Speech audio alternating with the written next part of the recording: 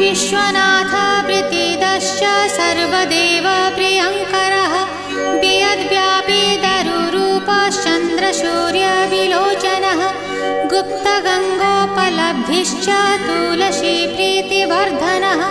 जगदीश श्रीनिवास श्रीपति श्रीगदाग्रजः सरस्वती मूलाधार शिवश्च श्रीदयानिधिः प्रजापतिर्भृगुपतिर्भार्गवो नीलसुन्दरः